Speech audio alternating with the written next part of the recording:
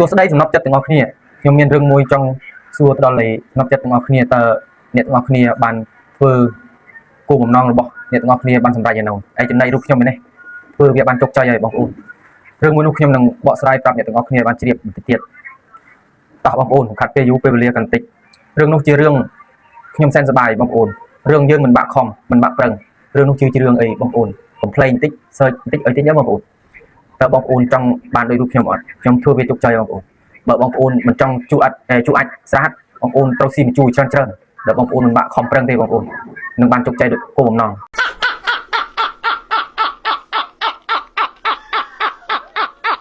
ព្រោះយើង